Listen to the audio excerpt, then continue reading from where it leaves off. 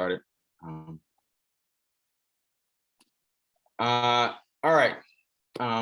Welcome everybody to the Farm Alliance of Baltimore's presentation on our training program that we just launched this year. The title of our workshop is Building a Pipeline, and we are freshly in the work of creating new farmers in Baltimore City. My name is Denzel Mitchell. I am the Deputy Director of the Farm Alliance of Baltimore, and working under the leadership and tutelage of Maria Strauss, Executive Director of the Farm Alliance of Baltimore. I've been in this role now for just about coming up on 2 years. I was a founding member of founding farm member of the Farm Alliance some 10 years ago. Served as advisor and then member of the board, and then stepped down from the board to take on the task of deputy director in February of 2020, and then the world changed. So Mari and I have been working feverishly and very well together over the last few months through the pandemic, and helping our network of 16 farms to survive this period. So I want to introduce Maria Strauss, who is looking so fresh and so clean, just coming back from vacation while we were weathering this cold weather. Maria, you want to say a couple of things? Sure. Welcome everyone. It's so good to be back in the warm embrace of our NASOG brothers and sisters. Thank you for being here with us today. Some of you may have attended some of our presentations in past years at the conference. Boy, do I miss being back in person with you all. And I just am so happy to see folks here with us today. Even if there's only 8 of us for this little time that we have together, I'm excited to be with you. And so yes, from my living room here in Baltimore City, I am in year 5, starting my 5th year as executive director of the Farm Alliance of Baltimore. And Denzel, do you want me to go into, just go ahead and dive right in to a little bit of the backstory of the Farm Alliance and the feasibility study? In a second, since it's such a small group, I'm kind of interested to know who's in the virtual room with us, and maybe just very quickly why you joined us, if you know us beforehand, or maybe what you're looking to get from the session. We can start with Greta. Sure. Hi, everyone. My name is Greta Hassler. I'm actually from Baltimore and my whole family lives there, but I'm currently working at an organization in Vermont called Salvation Farms. And our mission is to build resilience in the food system through managing on-farm surplus, so primarily produce. And we move that into the charitable food system primarily, but we've also piloted workforce development programs in correctional facilities and with folks who are previously incarcerated to build skills in the food system and long-term employment in the food system. So that's some of the work that we've done in the past. And it's all in relation to managing surplus. So the work that we've done in a workforce development capacity is processing surplus and helping broker it to paying markets to create additional markets for farmers. So that's some of the work that we do, and I'm excited to learn more about your organization. And yeah, I joined because I'm passionate about Baltimore, and it seems like you guys are doing amazing work. Nice, thank you. Ms. Goldman. Hi, I'm Ruth Goldman. I'm the program officer at the Merck Family Fund for our urban farming and advocacy work. And we do not fund in Baltimore. I always have to, but I have to say I went to the NESOG conference in Baltimore a few years ago, and I thought it was basically the best NESOG conference ever. And I just got so excited about all that's happening in Baltimore. And so whenever I go to these conferences, I basically go to all the Baltimore sessions. So and also I'm really, really excited about pipeline work around with Black farmers. And we're actually supporting Onika's work in New York City. And I just feel like there's so much energy around the pipeline work, from really just getting folks back on the land and then finding permanent and secure land and supporting with skills and ultimately capital. And I just am trying to like hear what's going on all over the place. So I'm just looking forward to hearing about your work. And I think Baltimore's amazing. So thank you. Baltimore's pretty good. All right. Hey, all right, Nina. Hi, y'all. I'm Nina McQuown. I work with the Farmers Market Coalition as the Resource Libraries Coordinator. So my professional work is in the world of food access, but my and then my kind of extracurricular activities are largely around urban farming, and always, that's a big part of my life.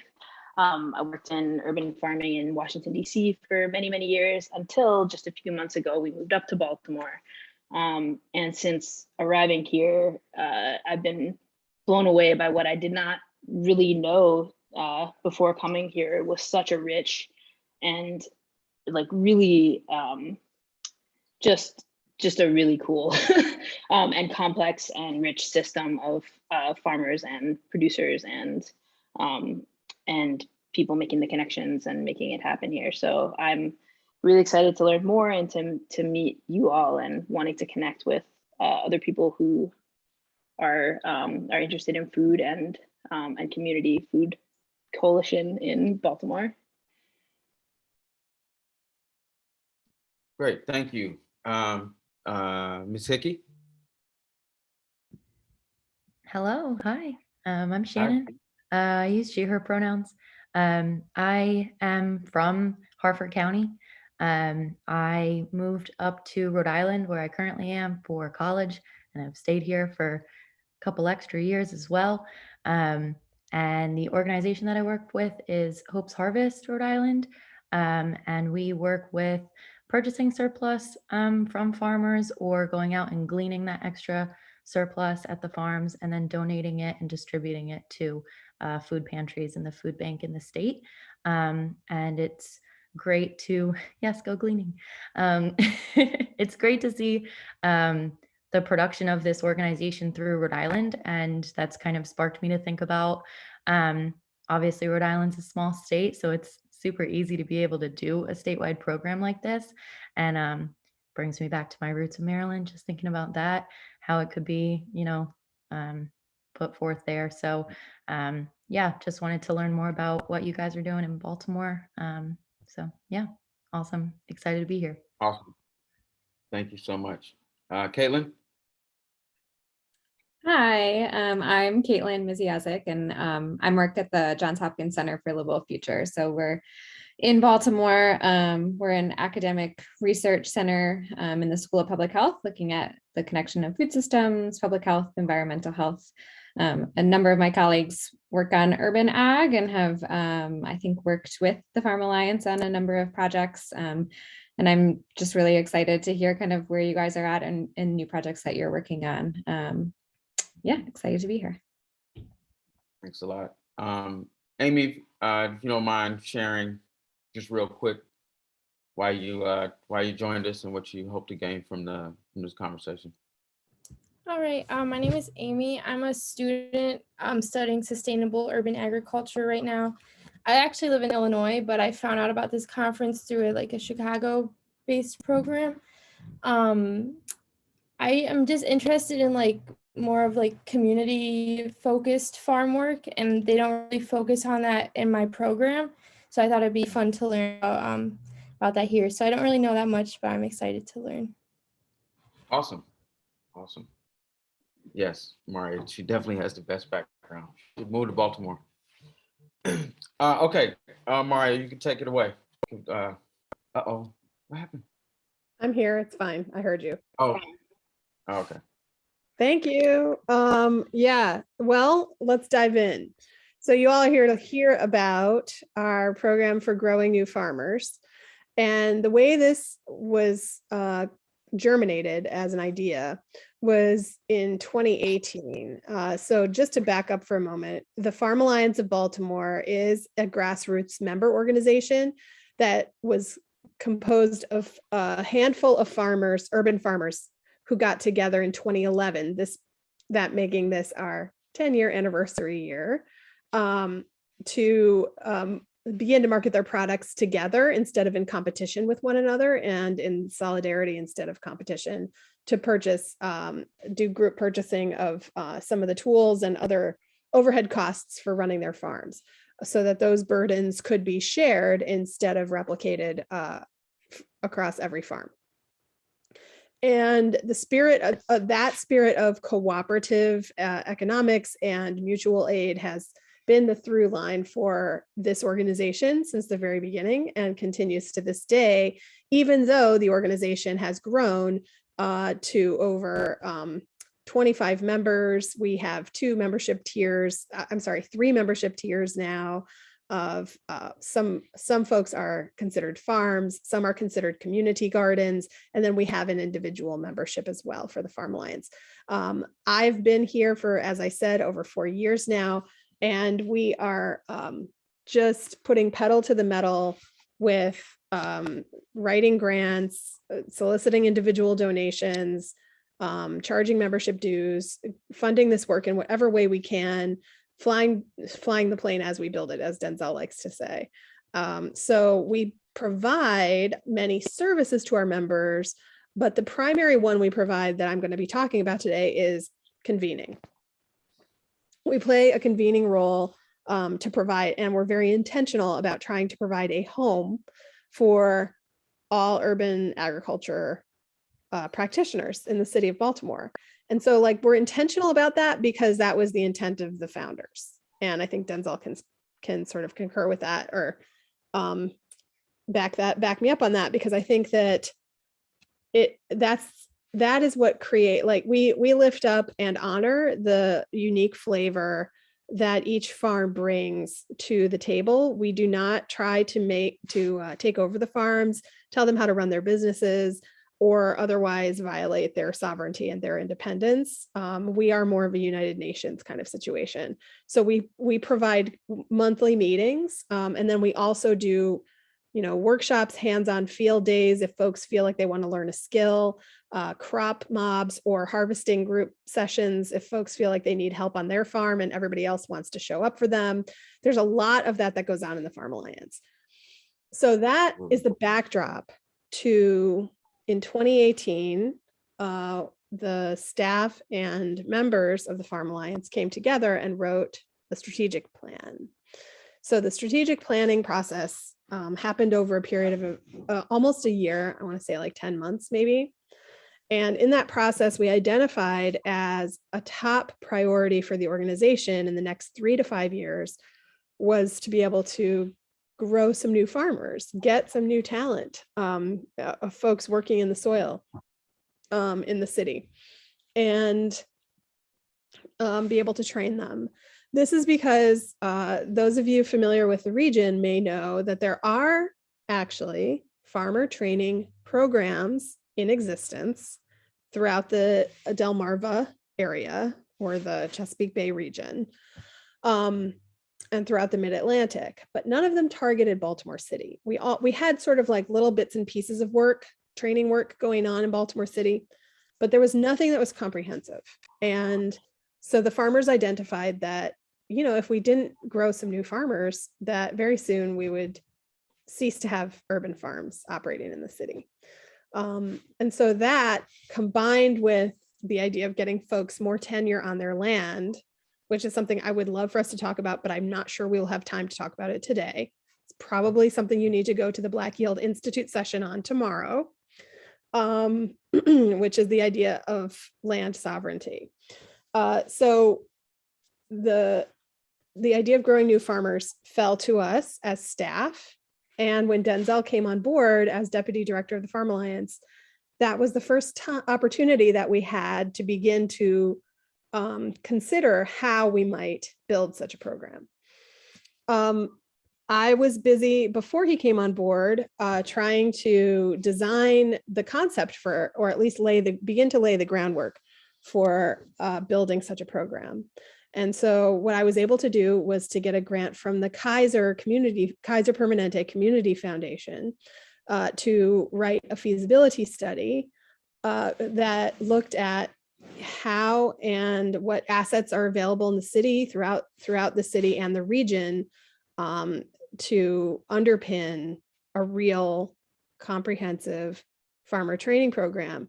And the key part of that feasibility study was a series of 40 listening sessions that we had, that our author, the writer of the feasibility study, was able to have with community residents in Baltimore City to ask them what they would want and need out of such a program.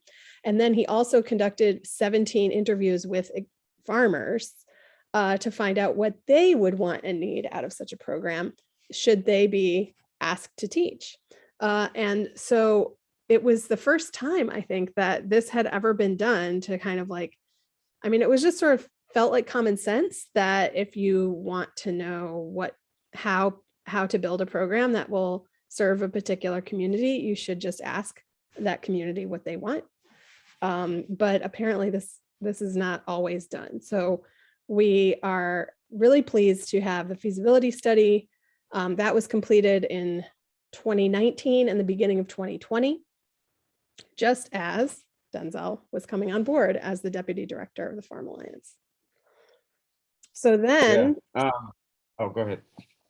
No, so once the feasibility study was out in the world, and that's something that I can link you to in the chat as soon as I'm done talking. Once the feasibility study was out in the world, we just were basically shopping the concept around to funders. And all of a sudden, when was that? Sometime in early 2020. No, it was late. It was late. Later in 2020. Yeah, you're right. Late 2019, because we wait a minute.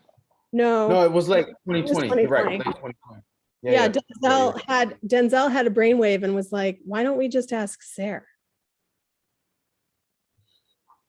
Do you want to take it from there? Yeah, I was looking for the feasibility study, but you'll probably find it before I will. Yes. Okay. Yeah, that's right. That's how this went. So we're just gonna do like a stream of consciousness, because this is how Mari and I work. So welcome to our world. Yeah, I just remember it was about this time of year, and we sat down to multiple conversations just as it was getting chilly, in front of laptops and cups of coffee to try to bang out this this application for a SARE grant. And very interestingly enough, the previous year, when the contractor went around to do the interviews that Maria had just mentioned, I was actually a farm manager at one of the member farms. So just really interesting to be able to like share from that perspective. And then fast forward a year later, you know, I'm on staff. I also would be remiss to not mention that also during this time, the staff at the Farm Alliance has doubled, thanks to the work that we've been doing. So going from 2 to 4, and a pretty awesome intern. So anyway, yeah, so we sat down and kind of were working in three paths at the same time. One was getting the proposal submitted to Sarah, so writing that and really kind of visualizing the entire program. But then one of the core elements of our program was going to be having a teaching / demonstration / incubator farm in the city that would have provided a location and space for trainees to be able to get hands-on in the work. And then kind of a third pathway was finding some additional funding to support what the farm was going to represent for our program and also for the organization, because it also would be the first time that the Farm Alliance would have its own farm. You know, as Maria mentioned, over this past decade, the Farm Alliance has been the support organization for farms that operated in different business models throughout the network. This would have been the first time that the organization itself had its own farm that we wanted to make central to the program.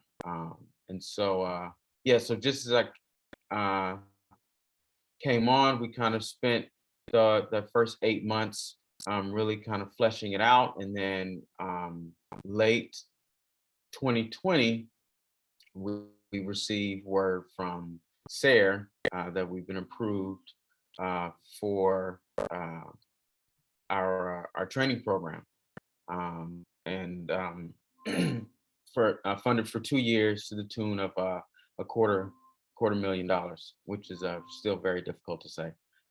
March 2021. Thank you. March, mind you, March 2021. Yeah. So really got busy to the work of recruiting, creating curriculum.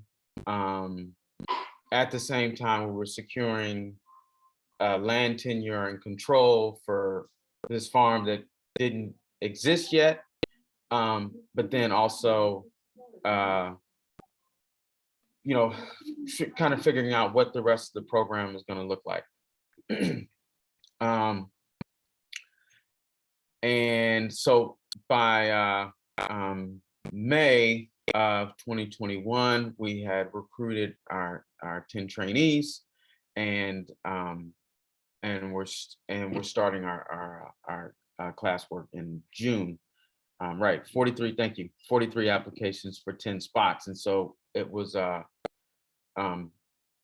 huge confirmation that the work that we were embarking on was highly needed. That there was a massive demand, and we were going to be providing a service that folks were really interested in. And so the model that we were employing was kind of an amalgamation of two things.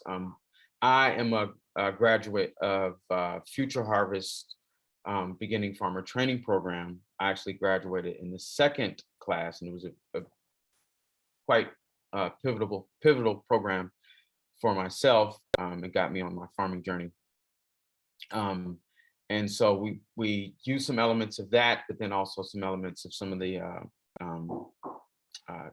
teaching farms, or some of the programs, some of the more residential style programs where people are actually able to spend a great amount of time working shoulder to shoulder with their farms. But obviously, you know, in an urban setting, you know, that's not really an experience that we can provide just yet. You know, as you know, the farms are very small, what we like to call human scale. So our approach to that was creating a mentoring opportunity where the trainees could spend 144 hours working shoulder to shoulder with the farm manager or the farmer owner operator, depending on the business model. So the four components were the classroom instruction was 13 weeks of 2-hour instruction in a classroom space. Going through a curriculum, we actually used a lot of elements of the University of Santa Cruz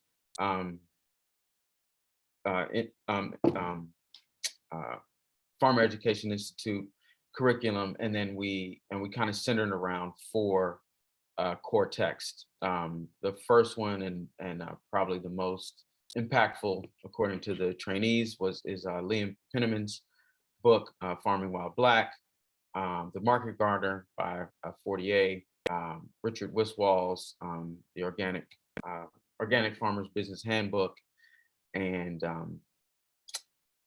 the fourth one is escaping me right now, but I'll think of it in just a minute.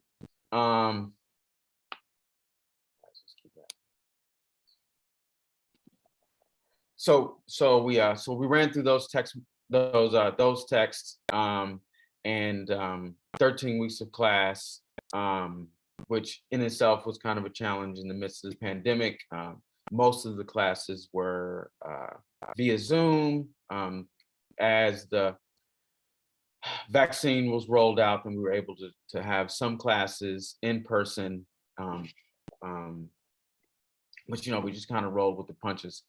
And Denzel, sorry to interrupt. I'm going to share my screen for some photos. oh, thanks. And then so that was the first aspect. The second aspect was creating a series of field days, which were essentially field trips. So these 10 trainees had varying levels of experience in urban agriculture, or agriculture in general, from zero to some of them being employed as farm workers on some farms in the city. And so we wanted to kind of provide this all-encompassing experience where you can kind of see farms at different scales, see farms,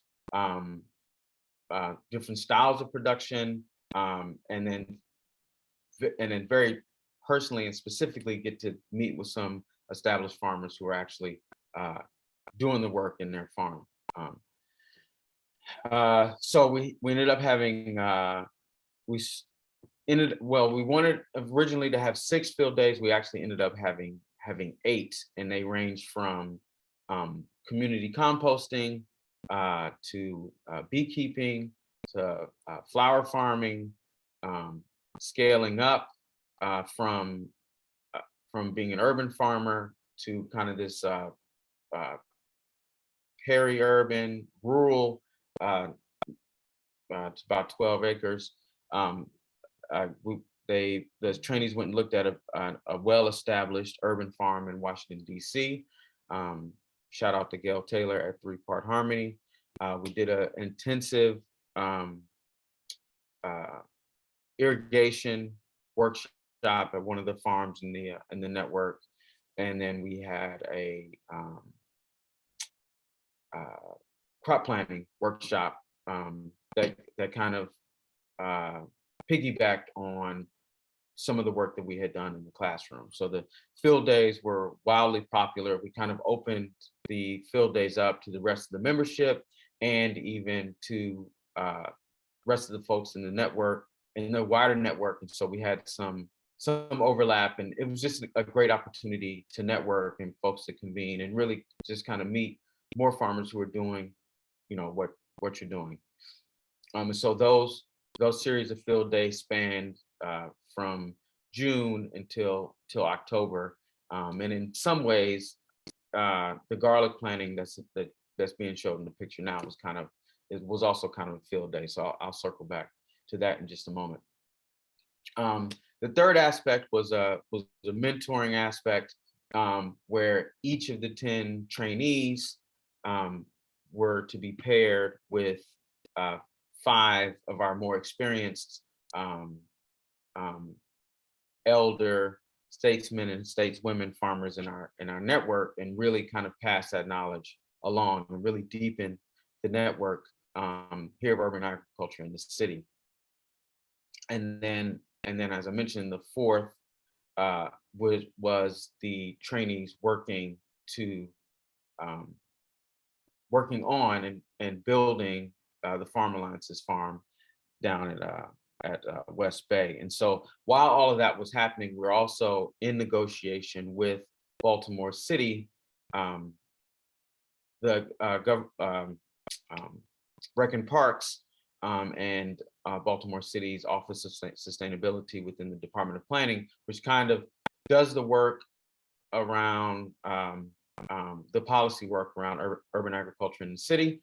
And they introduced us to a piece of property down in South Baltimore. That's a whole story unto itself, but another piece of property down in South Baltimore City in parkland, on parkland, 6.7 acres in Faring Bay Brook Park, which we agreed to steward. And so during this time, we're also building a farm in the city. So yeah, 6.7 acres. We're gonna have two major plots. Our greenhouse operation will eventually move there, some high tunnel operation, but all of this is happening in concurrence with the program. So I should back up. I failed to mention that the name of the program is the Black Butterfly Urban Farm Academy.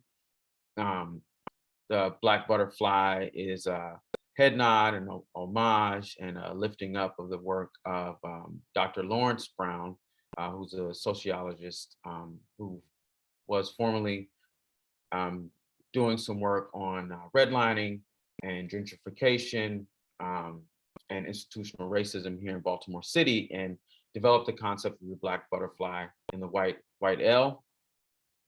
To that point, he created the term the Black Butterfly, and published a book with the same title. And so we wanted to lift up his work and it being very powerful. And so I reached out to Dr. Brown, asked him permission if we could kind of bite his term a little bit and name the program after that. And he's at the University of Minnesota now, I think, but he agreed. So it's the Black Butterfly Urban Farmer Academy, affectionately called BBUFA. Yeah. So 10 trainees from our recruiting criteria. We wanted to recruit mostly from within Baltimore City, folks that lived in the east and west wings of the city, which are often, those sections of the city are oftentimes forgotten, and oftentimes don't get an opportunity to participate in some of these very powerful and constructive movements that are happening in the city. So we really kind of focused on recruiting folks that either lived or worked in those areas.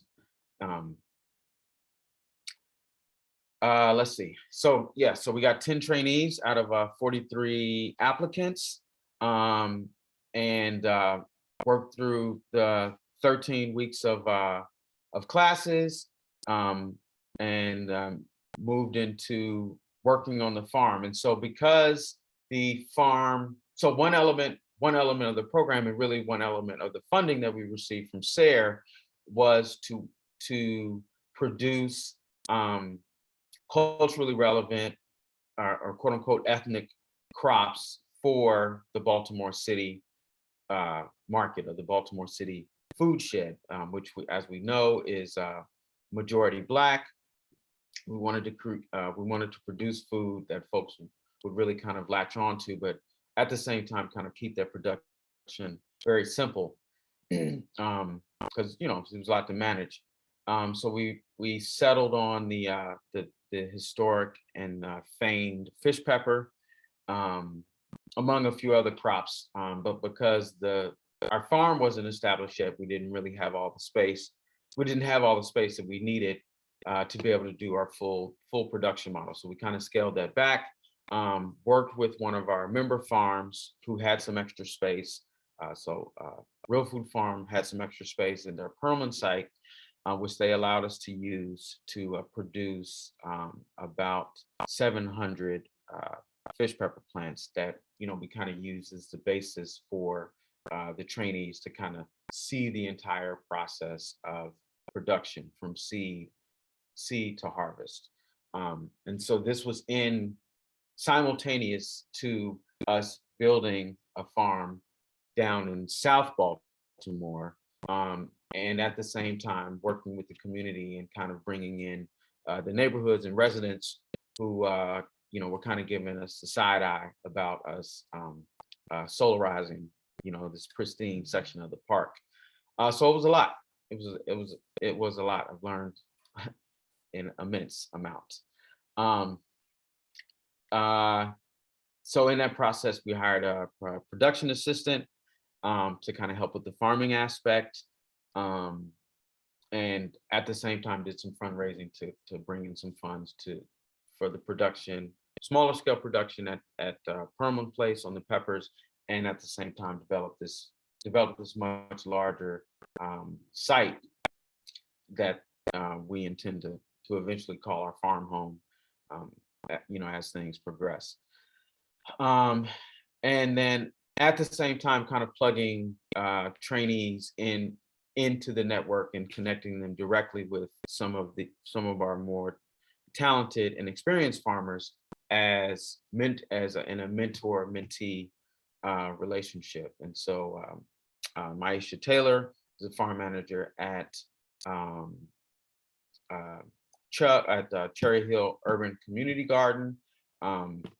Took on 2 of our trainees, and then our elder farmers, Warren and Livette Blue of the Greener Garden, also took on a couple of trainees, and then we had Baltimore Community Compost Collective, Marvin Hagler, kind of work with some of the trainees that really wanted to work on soil building and carbon sequestration and composting, and so it was really a community effort. So that was kind of the process. And so this was our inaugural year. So our first year. We are just now finishing up. We kind of culminated the year with a large community garlic planting just last Friday on the West Bay site. So we'll be planting about 40 pounds of garlic there, and I think we put in about 1,000 leeks. And then the trainees will graduate from the first cohort of the Black Butterflies on November the 15th. And as a parting gift, one of the things that we wrote into the program was to provide them with an urban farmer starters kit, which included a nice, good quality hoodie embossed with the Black Butterfly image, and the Farm Alliance, a scuffle hoe, a embossed pocket knife, really nice pocket knife, and raincoat, real nice raincoat. I also need to mention that as a part of the participation in the program, we also pay the trainees a very, very small stipend for their participation, and really for the time and travel that they spent at the field days and working on the farms. Okay, I'll shut up here so that we can ask questions, because I'm skipping some stuff. Okay, Zell, I can read you the questions so you don't have to read them and consider them at the same time. Oh, awesome. Okay. Yeah. All right, cool. So yeah, we wanted to make sure that the trainees got paid and the mentors got paid. And so we're paying the mentors for hosting, but we also paid the trainees for their time, and I think that was really, really awesome. All right, I'm ready for questions. Thank you. Okay, so our questions start with, from Ruth, what are the criteria you are looking for in applicants? It's a great question, Ruth. Yeah, so the criteria that we wanted was I think for me personally, we wanted eagerness. We wanted folks that either lived or worked in those far eastern, far western corridors of Baltimore City. Again, we wanted to provide that opportunity to folks that don't really get that opportunity. And Maria kind of mentioned that there's a lot of training programs, farmer training programs that kind of exist in this region, but none of them really kind of address the needs of folks in Baltimore City, nor take into account the challenge or the difficulty it might be for somebody to go from Baltimore City to Harford County, or to the Hereford Zone in Baltimore County, or down to PG County. And so, we know that we're all farming right here in the city, and that there's tons of opportunities to introduce sustainable farming methods to folks here in the city. So, we wanted to make it accessible, that you could leave out your front door and get to a farm pretty easily. We didn't ask for folks to necessarily have experience. They were rated a little higher if they did in fact have some experience, and there were a few trainees that were either farm workers or in our member farms, or they had some experience working on other farms before that. So that was pretty much our criteria. Okay.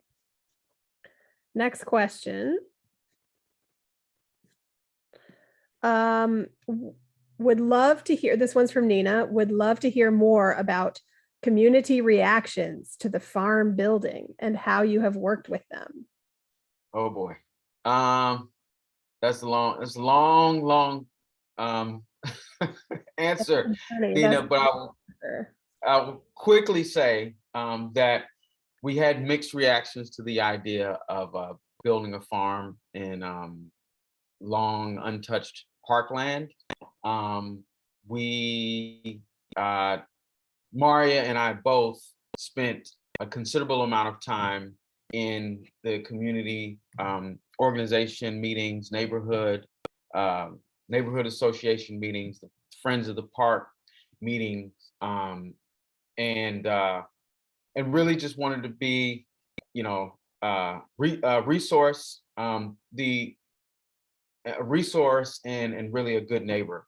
So we flyered in the neighborhood. We passed out flyers. I put Sorry, this was all before breaking ground. This was all before breaking ground. Yeah. Thank you. Yeah, I put my personal phone number on flyers that we put on people's mailboxes and doorsteps. And we put some signs up before we broke ground. I went to both of the schools for back to school night. We passed out flyers. It just kind of had conversations with folks. And I think that one of the most memorable, it was a little bit of a challenge, Nita, but we could talk about that later. But will say that one of the most memorable sessions during our classroom work was, I just really kind of laid out in a very honest way the challenges and frustrations of putting a new farm in a neighborhood, and what the response was from from the neighbors, and really kind of put it on the trainees to kind of give me some feedback about how we should handle it. And that was a really powerful classroom for me. It ranks really high on the work that we did, which I think that a lot of times you don't think about being a part of the work of farming within a city context. Not everybody wants a farm. Most people don't want a farm if they don't know what it means in their neighborhood. And so I kind of knew that going in, but I was just like a little too close to the fire. And so when we were there in it, I was like, oh, y'all, you don't really want the farm? Okay, well, how can we work together? So, we made some concessions, and we made some promises, and we got some great friends. And so during the garlic planting, I'm happy to report that everybody that came by was super excited, and and felt pretty successful about the work that we've done thus far. Okay, I'm gonna jump in for a second on this one, Denzel, because I feel that you are underselling it slightly. In other words, I feel that you are kind of understating the amount of effort that we had to put in order to work with the community and establish relationships. Those relationships are gold. This cannot happen without them. Do not attempt to start a teaching farm or a demonstration farm if you are not prepared to spend 8 months of groundwork time before breaking ground on your farm. And that's a minimum. I feel like we could have used another year, quite frankly. But we didn't have that. So we got the money and the money was burning a hole in our pockets to start working. So Clarify our mind. I was ready to go. Yes. And members of the community are not intractable. Okay. Folks can and will talk to you about what it is that they need and they want. And it is simply a matter of, tiptoeing and walking towards one another and finding those areas where we both have interests in common.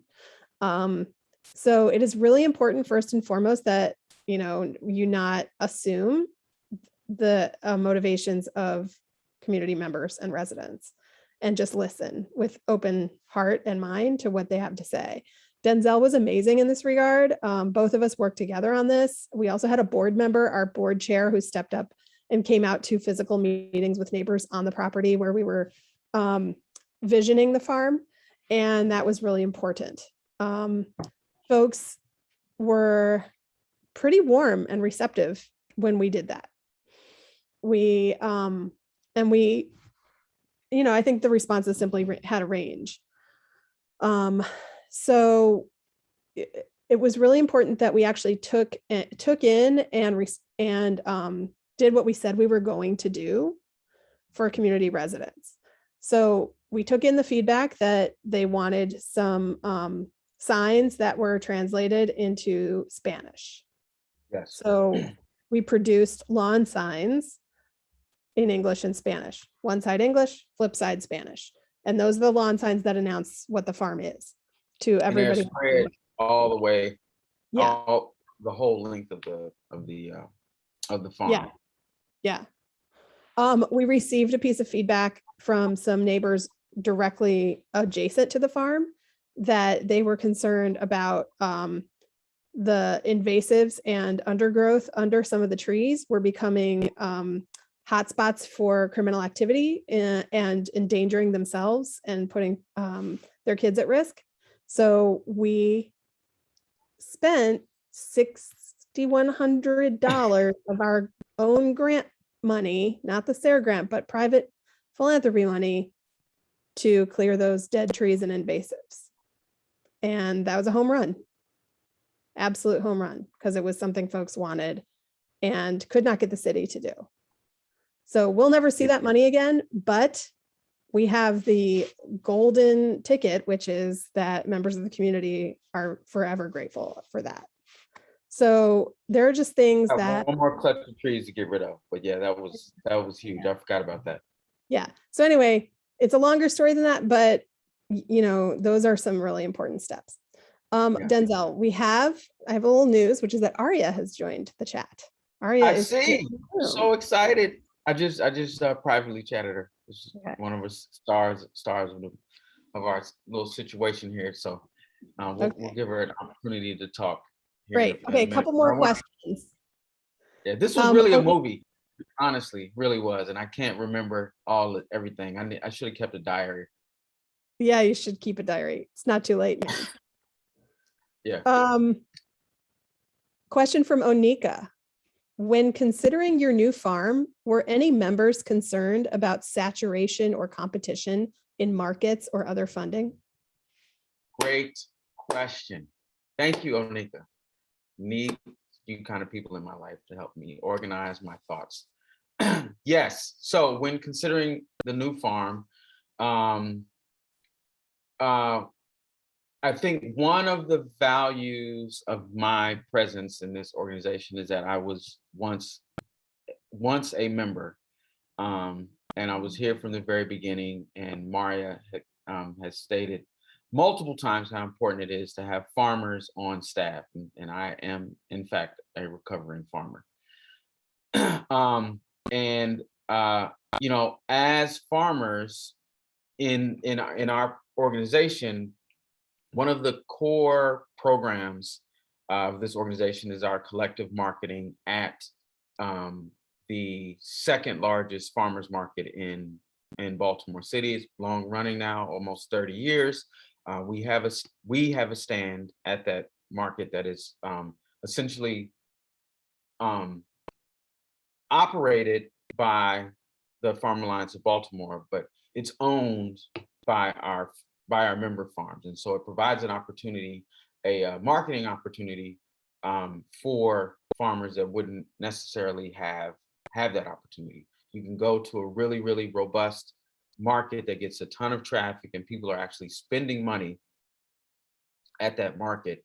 And so this is a great way to sell your wares. And so we saw this opportunity of what we were doing down in South Baltimore with the new farm as a way to kind of prop up that opportunity for the rest of our members. And so I was really strategic about thinking of the things that we could produce that would really support the rest of the farmers in the network without taking some of their market share. And so, hot peppers being a part of that, our initial idea was to provide some of that to community members and folks that were really looking for seasoning peppers, but then also working closely with artisanal food makers, small businesses, Black-owned businesses that wanted to do hot sauce and pepper jams and spice rubs and all that kind of stuff with this very special crop, the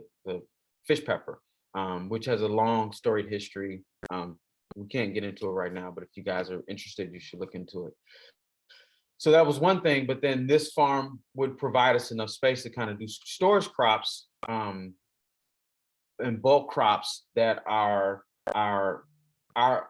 farms in our network aren't really able to produce because they're very limited on space. So things like potatoes, sweet potatoes, onions, leeks, winter squash, these kind of storage crops that we could then kind of keep in the cooler and kind of roll out over the course of the season, which then at the same time supports those kind of quick turnaround crops that the farms in our network are bringing to market every week. And so we wanted to work in conjunction with them, not in competition. And so I should just say that collective farm center is one of our programs that we operate, and it's fully a pass-through program. So the funds that the farmers make at the farmers market, we send it right back to them. All the costs, the Farm Alliance assumes all those costs. So I was not concerned about saturation, especially in our particular moment of the pandemic and how much that it affected the labor structure of our farms and really impacted their production. And so I really wanted to create an opportunity to kind of lift that up. Okay, Denzel, we have one more question and then we can kick it to Aria and you, if that's okay. Okay. Last question from Greta. And this isn't all the questions. We might at the end come back to the other couple of questions that are in here, but I do want you and Aria to have a chance to have the floor for a little while. Have you or do you plan to evaluate trainees as they start and finish and move on from the academy? If so, what are the major takeaways that they have from participating? Where are they going next? That's from Greta. That's a great question, Greta, and I think that's a perfect segue to open the floor to Aria. So I'll answer your question, and then I'll let Aria share her experience. So we actually had several evaluation methods. So one of the things I've failed to say was as another partnership or collaboration in this program, we work with University of Maryland Ag Extension offices. We have a extension office here in Baltimore City. Our extension agent being Nia Grace Little. So we worked in partnership with her to create a and post survey, basically what did you know before you started? What have you learned? And what are you going to take away? As a part of, and so that was one aspect. And then also as a part of the application, we kind of asked folks individually, like, what are your goals? What are your aspirations? What do you ultimately want to do? We didn't necessarily use that as criteria to accept them into the program, but we were kind of interested in what folks' trajectory was. Who actually wanted to be a farmer, who wanted to get access to some land and really get going. That was one aspect. The second aspect was that we did our own internal survey, one that was solely based around the field days themselves and what impact the field days had on the trainees, but then also the program overall, that the trainees experience in the program overall. And those responses are just coming back now. I actually just read again just the 3 of those responses, and then reminded everybody in the WhatsApp chat to give me some feedback because I need it.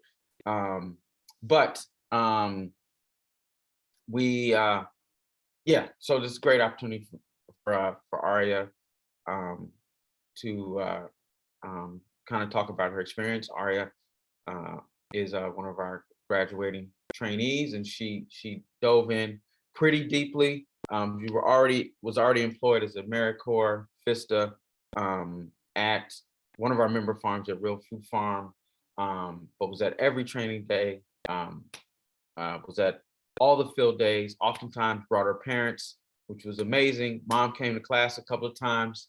So yeah, welcome, Aria. Thank you for taking some time with us today. Hi, everyone. Glad to be here. I don't know if there's a specific question for me, but I'm here. So we just want you to kind of share your experience with the folks of the program. What were your major takeaways, and what are you planning on doing next? So I hate to out myself, but I actually missed 2 field days. So I appreciate that. But I think this summer was kind of magical for me because it did coincide with my position at Real Food Farm. So it was kind of a great crash course in farming, because I think it was within the same week or 2 weeks maybe that I found out that I got into the program and also would be working at Real Food. So it's a huge whirlwind and very exciting. And before this, I didn't really have a whole lot of formal education in farming specifically. My undergrad degree was in environmental studies, but besides that, it was more the intersections between the environment and society, and less hands-on agricultural education. So I had some context for food apartheid specifically, and the conditions for what food access looks like in Baltimore City. But I was just super excited. I remember it was the last week of May or something. I was freaking out. So I did jump in pretty much head first. I just remember having a lot of readings and a lot of everything that I wanted to just I just wanted to surround myself with all of the things that we were learning. And it was cool to be able to apply some of that while I was at Real Food. And then also with the field days, apply some of what we were reading. Some of our books, I don't know if you already addressed this, but we did some readings from Farming While Black by Leah Penniman, Margaret Gardner, some other readings from Sarah as well. And there was a lot of information at the beginning.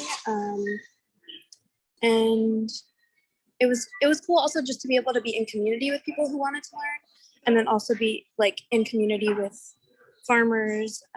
We were encouraged to go to the Farm Alliance meetings, member meetings.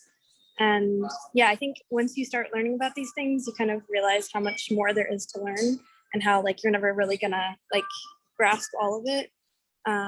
Which, you know, is kind of, I don't think it's good or bad. It just sort of is the situation. But yeah, and then so we had like the first portion, which was the classroom portion, and then the field days were kind of like the next segment, and then our like internship sort of. And I got to work with a member farm in the city, the Greener Garden, which is they're a really great older couple. And also like get to physically apply a lot of the stuff, because I think that was the cool part about our program, is that it kind of sort of allowed us to explore these different subjects, topics, whole areas of fields in our own ways, but also like in the ways that we learn best. So like there were videos that Denzel sent us on like vermicomposting, and there were like readings obviously, and then like I'm pretty kinesthetic myself, so just being able to do it and learn physically, and you know like have some sore muscles from like hoeing all day or whatever it might be. Yeah, I think that was, it really becomes like an embodiment of like what you're learning physically. Yeah, and then I don't know if, I can't remember all the aspects of this question, but and then I guess for right now, I'm still planning on pursuing like farming education, agricultural education. I don't know exactly what that will look like, but in Baltimore, the growing season is pretty much over. I think first frost was last week, if I'm not mistaken. Yeah, and so I know that they're like, for example, the blues, Warren and the vet blue, they both, you know, they're growing all year round pretty much, because they have a series of hoop houses. So I've talked to them a little bit about like, you know, continuing even past when black butterfly is over, to maybe just like help them out and learn more with them. But because yeah, she said that they grow pretty much year round. But also just trying to find opportunities to learn new things in general. So, Yeah, thank you so much. Yeah, so I just wanted to address Nina's question real quick. Yeah, so to answer your question, yes. So we really designed the program so that people could work and learn at the same time. I think you know, our Aria's situation is ideal in that, you know, you could work on a farm and kind of in real time, you know, get all of this back information. And so in a lot of ways matches, you know, kind of this traditional or historical aspect of that journey through farming, where you learn by doing, but then there's also this kind of educational element, whether it's in the classroom or, you know, through reading or whatever, you know, because there's so many pieces to understand and learn, to be a food producer, but then also to be a food marketer, to be a sustainable farmer, and then kind of navigating policy and city government and neighborhoods and doing and in, you know, the work of doing it within the city context, you know, which is just it's very different. So yeah, so we wanted you know, we wanted folks to have some time on the farm, and then we essentially wanted to make it so that yes, you could still work at the same time, because, you know, like I said in the chat, it's like, you know, $2,000 ain't gonna pay nobody's bills. So there's no way that you could just drop what you're doing and say, oh, I'm in this 6-month long program to learn how to be a farmer, and you know, unless you're independently wealthy. So Well, we actually, can I jump in on that point, Denzel, Yeah. please? Because it is the case that some programs around the country and around this region specifically are structured in that way, where Yes. the program happens when it happens, and participants trainees are expected to show up according to that schedule. I think the reason we embedded accessibility in this way into the structure of our program goes back to the feasibility study and those listening sessions that we did with community residents who in fact told us that they would not attend a program and could not attend a program that did not take their regular work schedules into account. And there were other sorts of actual wraparound services that we were asked to provide as part of this program as well.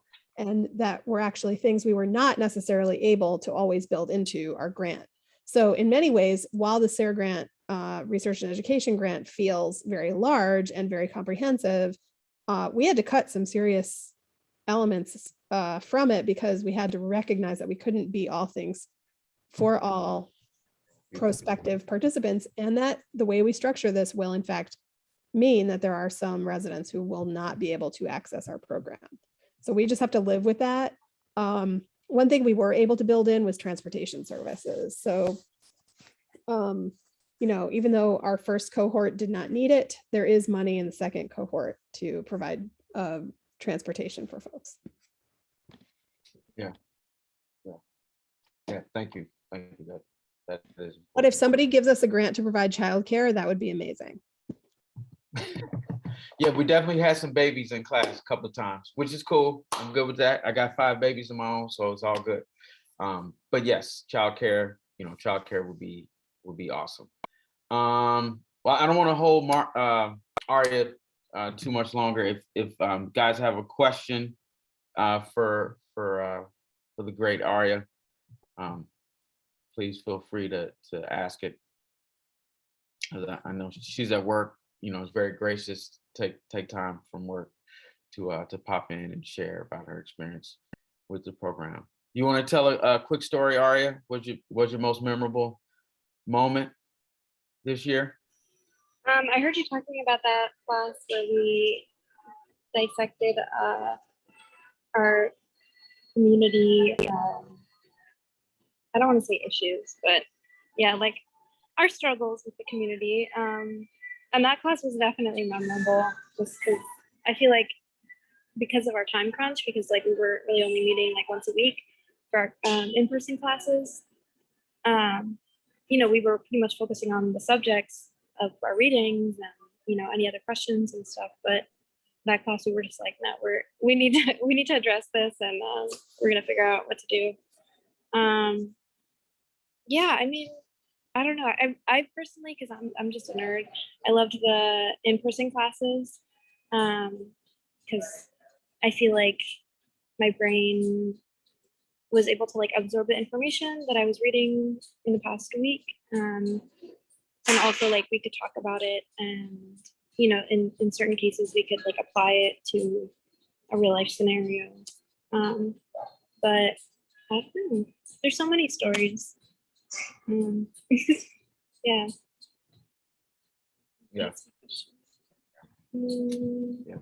I was thinking about the small. I forgot about this one. Was our small tools workshop at out at Purple Mountain Organics. Yeah, that was a great one. That one was like pretty I don't know, life changing, I guess, because so I brought my parents to that one as well, and he is a naturopath as well as a farmer and probably 5 other titles also. And yeah, he was talking about like mindfulness with your tool usage and how paying attention to, you know, the alignment of your body and the way that you're using the tools and how present your mind is in the moment all affect, you know, the safety that you're using the tools, or the way that how safe you're using the tools. Yeah, and so we went home, and like, yeah, the drive home was like, I don't know, 40 minutes, an hour, and we were just talking about it the whole time. And yeah, I mean, it was just a great moment because I think like I'm someone who likes to integrate multiple fields of knowledge or of learning, and yeah, it was a great like crossroads of health and food and farming, all of it. It's pretty great.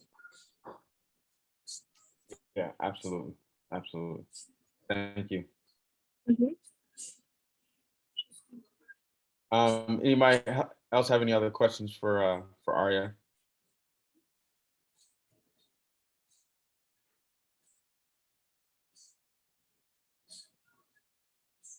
Glad to be here.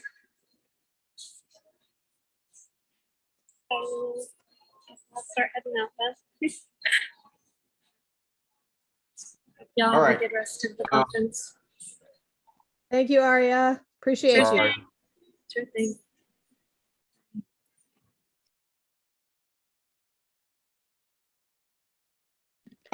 Yeah, and so I think I mean we covered most of it. If you guys have some questions, I want to say the last 15 minutes or so for questions.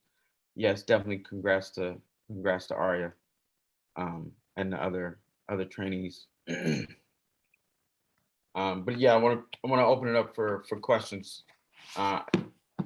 There's lots of little bits of information I'm sure that I skipped over, so I just want to fill in the blanks as needed.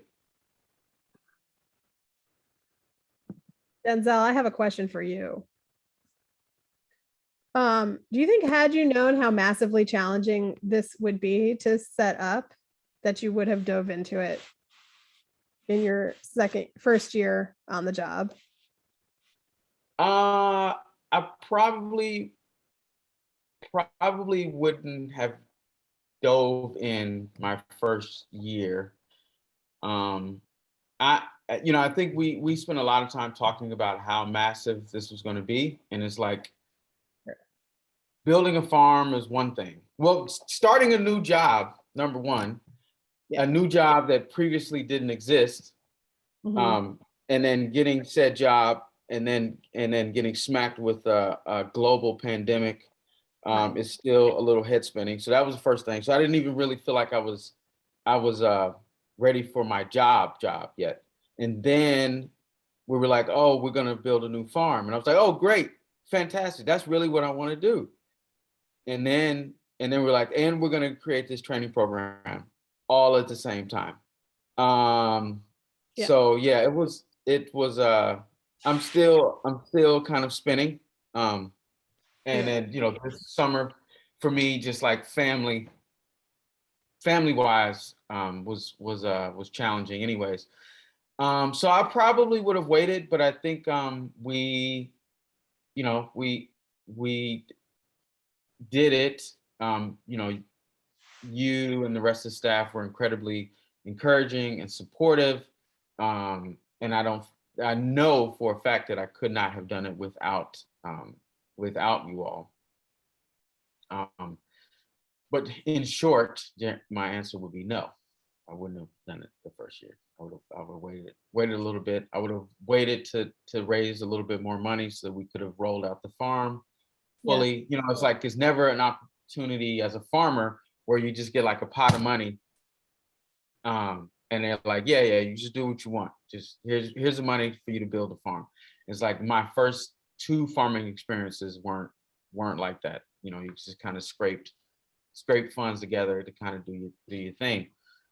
So then that happening at the same time of us like kind of rolling out this program and as Maria said, kind of putting the screws in as we had left the tarmac, and then remembering like, oh damn, we ain't put the landing gear on yet, and then being in the middle of the air, put the landing gear on. It was a lot. It's a lot. So I've learned a lot, and for cohort 2, I'll be ready.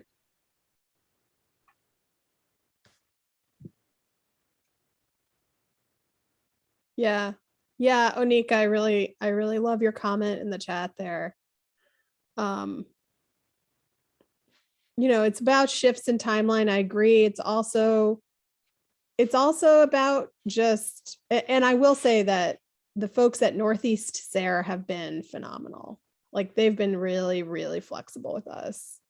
Like when it turned out that the folks that we had intended to contract as mentor farmers from within our network were themselves hit so hard by the pandemic that they could not fulfill those obligations.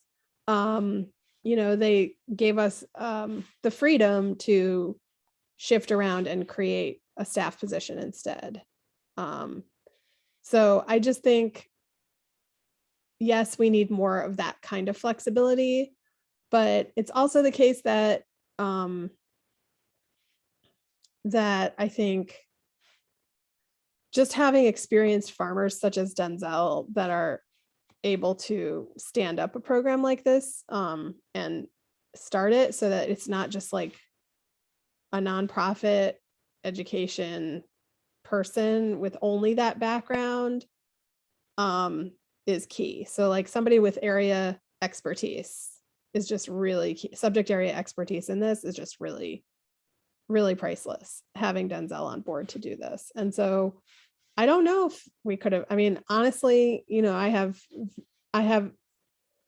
a lot more confidence in us as a team now than I did in the beginning. I do think that we've worked through some seriously difficult stuff together. But it was a little scary Yeah. for a while. Yeah, and I mean, you know, I think, you know, to Mario's point, kind of the big thing, the biggest thing for me working in concert with her is that like I write. I like to write. I'm cool, fine with writing. I used to teach writing, but to have to sit down and like ask for money via writing really makes my ears hurt. And so, you know, so the most massive support that Maria has provided for this is that, you know, that like whatever I say somehow ends up magically, beautifully typed on some email or some grant application. I'm like, where did you get that from? She's like, that's what you said. I'm like, for real? I said that? She was like, yeah. So it's in paper and it just happens. And then I don't have to, I haven't been burdened with that nonprofit task of like asking for money. Cause that's, you know, I really, really struggle there. You know, I just kind of keep my mouth shut and my head down. And it's like, it don't really work like that. So that's part of one of the thing that I'm learning, but it's like, she does that very well. She's like, oh, you said so-and-so, so-and-so. And I'll see it in some title somewhere, you know, 3 months later. I'm like, how did you remember that? Where'd that come from? She's like, oh, you said it. You said it. So she's a fantastic note taker, fantastic writer. You know, all I have to do is read through it, be like, oh, you know, you just need to change this, that, or the third, and then and it just happens. So we've been working really well as a team, and it's been also fantastic just to grow our team. So she mentioned the production assistant. We were able to shift funds around to kind of put somebody in to just do the work of farming and not, you know, and not really have to be bothered with kind of the controls, you know, but I could really kind of just execute the vision by saying, hey, we need 500-foot long rows or beds with drip tape and biodegradable plastic mulch on them. And I know how to do that. I would prefer to do that, but I didn't have the time to do that. And so I could ask our production assistant to do it, and it just magically get done. Yeah. So Andy was amazing. You know, like I need prices on a storage unit for us to put on the farm so we can store the tools. And then, you know, and then I'd have an array of storage containers to choose from. And it's like that work just kind of came out of my purview and just kind of happened. And then we have a program coordinator who is absolutely tremendous. She's also an art student, or an artist, not an art student, an artist. And like, you know, design the flyers, design the signs. Like, yeah, I could never do that. I was struggling just today trying to pull a PowerPoint presentation together with some pictures while I'm, you know, giving Robitussin to my kids. I mean, it's crazy. So, you know, I could not have done it without this team, for sure. I mean, no way it wouldn't happen. And no, we wouldn't do it like this again, for sure. But I mean, but it worked. So, you know, I kind of feel like we won for 2021. And definitely shout out to Allison Warman and Andy Cizindre. Sorry, that was a long-winded answer. But that's fine. We just have one more question that I think we have time to take, and then I'm going to put both of our contact information in the chat. as well as a little plug right now that I can share with all of you, which is that we are hiring at the Farm Alliance of Baltimore. And we would really appreciate, any of you spreading the word that we need a finance and administrative manager. We also do pay our interns, and we will be looking for interns come next summer again, because we will all cry when our current amazing intern Ellie leaves us, but that will happen one day. So I'm pasting into the chat now our page for that, if you guys wouldn't mind spreading the word. Okay, the last question we have, Denzel, is how did you market this program to get such a large amount of applicants? Was it all through your association with the Farm Alliance already? That's from Shannon. Good question, Shannon. Thank you. How do we market the program? So we have a monthly newsletter that goes out. We have a social media presence, Facebook and Instagram. So we advertise both there. We printed up a bundle of recruitment flyers. I put them in, kind of the hot spots, barbershops, hair salon, bookstores, juice bars, coffee shops. So we just kind of went around and flyered the city. I did a couple of radio spots, advertising and talking about the program. That was fun. And then it was kind of within our network. I mean, I think one of the most powerful things about this particular agricultural region, and folks that have been in and around Baltimore would attest to, is that it's very, very tight knit. Folks talk with each other and convene and communicate a lot. The farming community here in the city is just as vibrant and strongly connected to folks that are outside of the city. And as a matter of fact, myself included, kind of started in the city and then kind of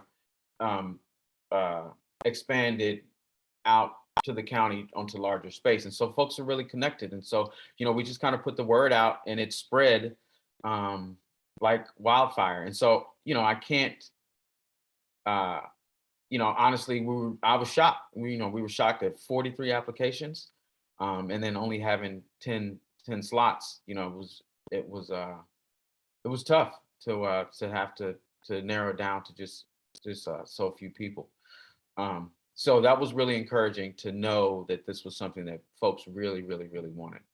It was really nice.